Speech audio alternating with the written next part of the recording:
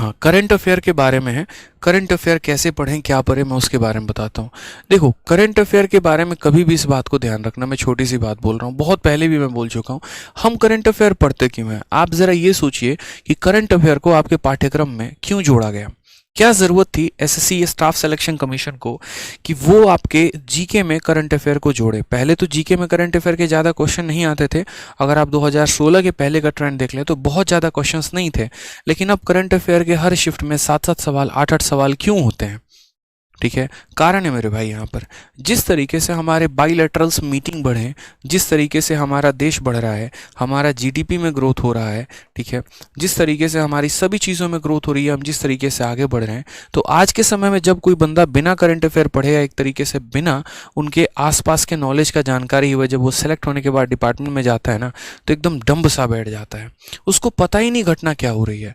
उसको ज़्यादा से ज़्यादा पता है तो वर्ल्ड कप किसने जीता वो पता है, ज़्यादा से ज़्यादा पता है तो चुनाव में यहाँ पर कौन से नेता हारे, कौन से नेता जीते, ठीक है, और यहाँ पर किस पार्टी की सरकार बनी उसके ऊपर मुद्दे पता है। लेकिन वास्तविक जो जानकारी है कि यहाँ पर भारत में क्या काम हो रहा है, ठीक है, हमने इजराइल के साथ क्या समझौता किया, हमने अमेरिका के साथ क्या समझौता किया, हमारी कूटनीति क्या, हमारी रक्षा नीति क्या है, ठीक है, जो आपको खान सर भी अपने वीडियो के माध्यम से इतना ज़्यादा बताते हैं, हम उनके बारे में अवगत ही नहीं होते हैं।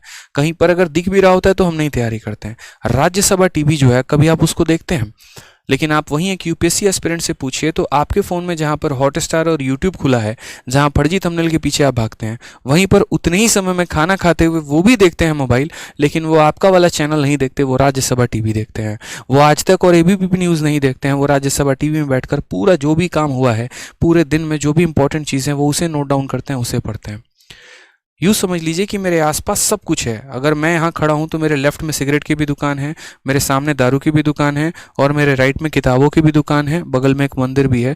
जिसकी आस्था जिस चीज़ से जुड़ी हुई है वो उसी के पास जाना पसंद करता है, ठीक है। एक नशेड़ी जो है उसको दारू की दुकान अच्छी लगेगी, एक पढ़ने वाले को जो है वो किताब की दुकान अच्छी लगेगी, और अगर एक पुजारी है, एक भक्त है, तो उसको मंदिर अच्छा लगेगा, उसको मंदिर में सबसे ज़्यादा शांति मिलेगा। तो हर किसी का जन्नत यहीं पर है। वो डिपेंड करता है कि उसकी आंखें क्या देख रही हैं और उसका दिल क्या कहता है, दिमाग क्या कहता है कि किस चीज़ के पीछे भागना है। आपके पास सब कुछ है, सारा कुछ अवेलेबल है, सब आपके लेफ्ट राइट सब यहीं पर मौजूद है। अब वो चूज़ आप क्या करते हैं ये आपके ऊपर डिपेंड करता है। समझ रहे हैं? तो यहाँ पर जो है ना, करंट अफेयर पढ़ने की आवश्यकता क्यों पड़ी? क्योंकि एक तरीके से सब चाहते हैं कि आप जो है वो थोड़ा सा अपडेटेड रहे। ऐसा ना हो कि आप यहाँ पर रट कर जा रहे हैं, पेपर क्लियर करके जा रहे हैं, बस कि हाँ रट लिया, उसी के आधार पर आपका सिलेक्शन हो जा रहा है, ठीक है, और आप यहाँ पर जब जाते हैं तो एकदम डम से फील होते हैं। नहीं, तो इसीलिए जो है एसएससी हो गए, बाकी एग्जाम्स भी हो गए, वो ये चाह रहे हैं कि आप थोड़ा सा अपडेटेड फील करें। इसी वजह से अब करंट अफेयर हमें कितना पढ़ना है? तो करंट अफेयर हमें बहुत ज़्यादा भी नहीं पढ़ना कि हम 1 घंटे की वीडियो किसी की बैठ के देख रहे हैं, नहीं करना भाई इतना। और करंट अफेयर को ऐसा भी नहीं करना है कि आखिरी के 1 मंथ में 6 महीने का करंट अफेयर पढ़ के चले जाएंगे। दोनों का नुकसान है। अगर हम 1-1 घंटे की डेली वीडियो देखेंगे तो आप यूँ समझ लीजिए कि इस 1 घंटे में आप ग्रामर की बहुत अच्छी प्रैक्टिस कर सकते थे, रीजनिंग या मैथ की बहुत अच्छी प्रैक्टिस कर सकते थे, लेकिन आप करंट अफेयर के एकदम डेप्थ लेवल में चले गए, जैसे आप इसका एकदम ओसो ही बनना चाह रहे हैं और इसके ऊपर किताब लिखेंगे। कोई चैनल करा रहा है 1 घंटे, वो बहुत अच्छी बात है, हो सकता है किसी और परीक्षा के लिए ज़रूरत हो, लेकिन 1 डे कॉम्पिटिटिव एग्जाम्स के लिए 1 घंटे की करंट अफेयर की कभी भी आवश्यकता नहीं होती है। मैक्स टू मैक्स जो करंट अफेयर का रहता है वो रहता है आपको कि डेली के कम से कम अगर हम बात करें तो 10 से 15 क्वेश्चन हो गए, वो बहुत है। और वीडियो लेंथ की बात करते हैं तो मुझे लगता है 15 से 25 मिनट जो है वो बहुत है, ठीक है। इतने मिनट की आप वीडियो देखिए, जैसे हमारे दीपक सर है वो करंट अफेयर पढ़ाते हैं, आपको कोई भी चैनल अच्छा लग रहा है जो भी है, ठीक है, तो आप उतने मिनट का करंट अफेयर देखो और उतने क्वेश्चंस आप लगाओ, बस दैट्स इनफ। अब यहाँ पर इनके क्या नोट्स बनाना ज़रूरी है, ये भी बच्चों के मन में आता है कि सर करंट अफेयर का क्या हम डेली बेसिस पर नोट्स बनाए? तो देखो, करंट अफेयर के कभी भी नोट्स नहीं बनाए जाते। करंट अफेयर में किन बातों का नोट्स बनाया जाता है वो बहुत ज़रूरी है। जैसे यूँ समझ लो कि दुकान में 100 चीज़ें हैं खाने के लिए, तो 100 के 100 खाने के लिए हैं, लेकिन वो एक ही दिन खाने के लिए नहीं है, ठीक है। तो करंट अफेयर में हम नोट्स क्या बनाना चाहिए, मैंने पहले भी कहा ऑफलाइन में, तो जो पार्ट आपका स्टैटिक का रहता है, जो नहीं बदलता है, आप उनके नोट्स बनाओ। जैसे मानो मैं करंट अफेयर पढ़ाया, मैंने 20 मिनट का लेक्चर, आपने मेरी वीडियो देखी, तो ये नहीं कि आज मैं जितने क्वेश्चन बोर्ड पर लेकर आया हूँ आपको अपने सारे नोट्स बनाने, बिल्कुल भी नहीं। इसमें जो स्टैटिक पार्ट था, जैसे कौन से राज्य में कौन सी झील मौजूद है, कौन सा दर्रा किस राज्य से होकर पास करता है, ये चीज़ें नहीं बदलने वाली हैं। तो ये नहीं बदलने वाली हैं, तो इनके नोट्स आप अपने कॉपी में बनाएं, ताकि इनको जितनी बार भी आप रिवाइज करें ना, उतना आपको मजा है। यहाँ पर किस राज्य के सीएम कौन से नियुक्त हुए हैं यहाँ पर, तो इन सभी बातों पर ध्यान देना होता है, अच्छे तरीके से इनको पढ़ना होता है और इनके नोट्स बनाने होते हैं। किसी भी प्रतियोगिता एग्जाम के लिए जो करंट अफेयर महत्वपूर्ण होता है, वो आखिरी के 6 से 7 महीने का करंट अफेयर जरूरी होता है। इससे ना ज़्यादा पढ़ना है, ना इससे हमें कम पढ़ना है। ठीक है, आप ऐसा भी कर सकते हैं कि मार्केट में 2 किताबें बहुत अच्छी हैं। अगर आप मान लीजिए कि शुरू से थोड़ी वीडियो देखने की आदत लगाइए और आखिरी के 1-1.5 महीने में स्पीडी की एक बहुत अच्छी किताब आती है। अब स्पीडी की किताब इंग्लिश में भी आने लगी है, पहले हिंदी में आती थी। आप स्पीडी की किताब जाके खरीद लीजिए, जो नोट्स बनाएंगे उससे कई गुना ज़्यादा बेहतर मटेरियल इसके अंदर दिया गया होता है, तो वो आपका समय बचा देता है। जैसे अगर मैं आपके जगह रहता तो मैं इतना करता कि मैं आराम से, जैसे दीपक सर पढ़ाते हैं, आराम से उनकी वीडियो देखी 15 मिनट का जितना उन्होंने कराया। ठीक है, मैंने उनके बहुत बढ़िया तरीके से जो स्टैटिक वाला पार्ट है वो नोट्स बनाए, इससे ज़्यादा फालतू की चीज़ें लिखी नहीं मैंने। और जब मेरा परीक्षा आया तो उसके बाद मैंने स्पीडी की किताब खरीद ली और यहाँ से बाकी चीज़ें कवर अप कर ली। क्यों? क्योंकि इस स्पीडी की किताब में मुझे क्या क्या मिल जाता है जो मेरे काम की है। सबसे पहले करंट अफेयर में जो होता है वो ज़रूरी होता है अपॉइंटमेंट आपका, कि यहाँ पर किन किन लोगों की, यहाँ पर अगर मैं बात करूँ करंट अफेयर में, और पढ़ना भी क्या होता है और छोड़ना भी क्या होता है, ये भी बहुत ज़रूरी है। तो करंट अफेयर में अगर आप देखोगे तो सबसे पहले हो जाता है आपका अपॉइंटमेंट, जो यहाँ पर अपॉइंटमेंट हुए हैं। अब अपॉइंटमेंट यहाँ पर ये नहीं है, ठीक है, कि फलाने फिल्म के प्रोड्यूसर कौन अपॉइंट हुए हैं, वो जरूरी नहीं है। यहाँ पे अपॉइंटमेंट का मतलब यहाँ पर हो गया कि यहाँ पर कौन से राज्य के गवर्नर किसको बनाया गया है। ठीक है, यहाँ पर जो है वो बहुत ज़रूरी है। आनंदीबेन पटेल जो है, या और भी जो लोग हैं यहाँ पर, ठीक है, या मध्य प्रदेश के यहाँ पर सीएम कौन है, या शिवराज सिंह चौहान जो है मध्य प्रदेश के सीएम बने तो कितनी बार बन चुके हैं। इस तरीके से करके जो अपॉइंटमेंट्स होते हैं उन पर काम करना होता है। दूसरा जो हो गया वो हमारा बुक एंड ऑथर पर काम करना होता है। अब बुक एंड ऑथर में भी 2 तरह के होते हैं।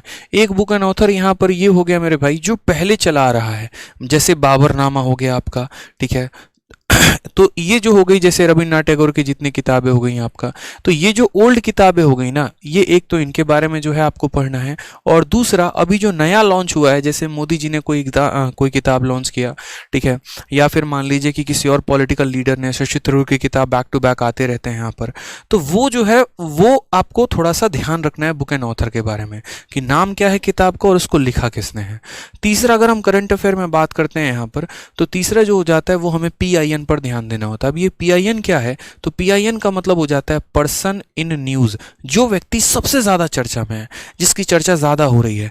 अब चर्चा का मतलब यहाँ पर ये नहीं है, ठीक है, कि किसी ने कच्चा बादाम पर डांस कर दिया तो हम उसके बारे में पढ़ेंगे, या कच्चा बादाम वाले को जो है ज़्यादा पॉपुलैरिटी मिल रही है, वायरल यही हो रहा है, तो इसके बारे में ज़्यादा जानना है। नहीं मेरे भाई, ये PIN नहीं है। PIN का मतलब यहाँ पर ये हो गया कि ऑल ओवर इंडिया में जैसे अदानी हो गए, वो PIN है कि वो बहुत ज़्यादा जो है यहाँ पर ट्रेंड में है। ठीक है, कारण यहाँ पर क्यों है, क्योंकि अपने बिजनेस मॉडल की वजह से, अपने तरीकों के वजह से, जिस तरीके से उन्होंने ग्रोथ दिखाया है, तो उसमें ये पूछा जा सकता है कि फलाना इंडस्ट्री या फलाना फैक्ट्री या फलाना जो है वो किससे संबंधित है, या यहाँ पर जो है इनके ओनर कौन है, इस तरीके से करके वर्ल्ड के रिचेस्ट कौन है, एशिया का रिचेस्ट कौन है। तो जो पर्सन सबसे ज़्यादा चर्चा में होता है, कोई व्यक्ति जो है अगर मान लीजिए अपने खेल के वजह से बहुत ज़्यादा चर्चा में है, तो उससे पूछा जाएगा। जैसे मान लीजिए सूर्य कुमार यादव हो गए, तो उनके बारे में पूछा जा सकता है कि डेब्यू इन्होंने कब किया हुआ था, ठीक है, इन्होंने कितने टेस्ट खेले हैं, कितने ODI खेले हैं, इस तरीके से करके। बॉलीवुड से बहुत ज़्यादा क्वेश्चन नहीं रहता है। बॉलीवुड में आपका जो क्वेश्चन रहता है वो आपका अवार्ड से रहता है, तो आपको अवार्ड में सबसे ज़्यादा फोकस करना है। अब अवार्ड में आपको 2 ही जगह से ज़्यादा अवार्ड पूछा जाता है, एक तो आपका स्पोर्ट्स हो गया और दूसरा एक तरीके से फिल्म इंडस्ट्री हो गया। आप इनमें ध्यान रख सकते हैं, बाकी और कोई दूसरा ज़्यादा अवार्ड की महत्व होती नहीं है। स्पोर्ट्स में भी आपके ओलंपिक्स होते हैं, विंटर ओलंपिक्स हो गया, पैरा ओलंपिक्स हो गया, समर ओलंपिक्स हो गया। आपके अंडे यहाँ पर आपके अपने जो है इंडिया में काफ़ी अलग अलग स्पोर्ट्स होता है, उसके अंदर जो है ठीक है पूछा जाता है।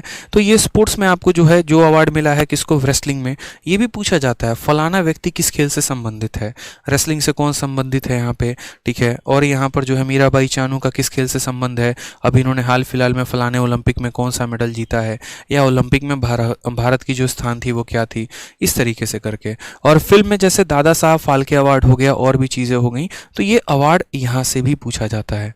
तीसरा अगर हम बात करते हैं तो जैसे कोई भी इंपॉर्टेंट इवेंट्स हो गए यहाँ पर, और उसके बाद यहाँ पर जो है एक तरीके से इवेंट का थीम हो गया, ये बहुत ज़रूरी है। जैसे मान लीजिए कोई भी अगर ओलंपिक्स ही है तो उस ओलंपिक का पर्टिकुलर एक टाइटल भी होगा, ठीक है। अगर आप बात करेंगे 2020 में जो ओलंपिक है उसका टाइटल एक होगा, 24 में जो होगा उसका टाइटल होगा। उसके बाद यहाँ पर मेजबानी कौन करेगा, कौन सा कंट्री पिछली बार होस्ट किया था, कौन सा कंट्री उसको आगे होस्ट करने वाला है। तो ये सारी बातें यहाँ पर जो है इन बातों का ध्यान रखना होता है, और ये आप तभी याद कर पाते हैं जब आप डे बाई डे जो है वो डेली प्रोसेस से पढ़ते हैं। लास्ट अगर हम यहाँ बात करते हैं तो मिलिट्री एक्सरसाइज भी बहुत ज़रूरी होता है। जैसे अगर मैं मानो यहाँ पूछूं कि संप्रीति जो है, संप्रीति मिलिट्री एक्सरसाइज किसके बीच में होता है, अब ज़रा कमेंट बॉक्स में आप बताइए कि संप्रीति मिलिट्री एक्सरसाइज किसके बीच में होता है। फिक्स है, यहाँ पर फिक्स है कि संप्रीति फलाना फलाना देश के बीच में होगा। इंडिया और किसके बीच में होता है, चलिए बताइए। ऐसे कई सारे संप्रीति हो गए, एमओयू होता है, एमओआई होता है, मेमोरेंडम ऑफ अंडरस्टैंडिंग हो गया, इस तरीके से करके। तो ये सारी बातें जो हैं वो आपको ध्यान रखनी होती हैं। सर आप पक्के खिलाड़ी जब तक नहीं बनेंगे ना, यकीन मानिए आपसे कोई पेपर नहीं होने वाला है, ठीक है। हाँ बिल्कुल, वीडियो को लाइक भी करते रहेंगे और चैनल को सब्सक्राइब भी करते रहेंगे, ठीक है। इंडिया और बांग्लादेश, बहुत शानदार, बिल्कुल। इंडिया और बांग्लादेश का जो होता है वो आपका क्या होता है, संप्रीति मिलिट्री एक्सरसाइज होता है। ऐसे ही इंडिया श्रीलंका का भी होता है, इंडिया भूटान का भी होता है, इंडिया नेपाल का भी होता है, इंडिया अमेरिका का भी होता है, इंडिया इजराइल का भी होता है। तो ये चीज़ें पढ़नी बहुत ज़रूरी है हमारे लिए। अगर हम नहीं पढ़ेंगे यहाँ पर तो बहुत सारी दिक्कतें हमारे साथ आ सकती हैं, ठीक है। चलिए आ जाइए, अब बात करते हैं यहाँ पर नेक्स्ट जो पॉइंट आ रहा है। हाँ ठीक है, तो मुझे लग रहा है कि करंट अफेयर को आपको जो है वो डेली अपना आधा घंटा देना है। इंपॉर्टेंट पॉइंट्स के जो स्टैटिक पार्ट है उनके नोट्स बनाने हैं, और लास्ट टाइम मेरे एक अच्छी सी मैगजीन खरीद के वहाँ से तैयारी कर लेनी है भाई, ठीक है।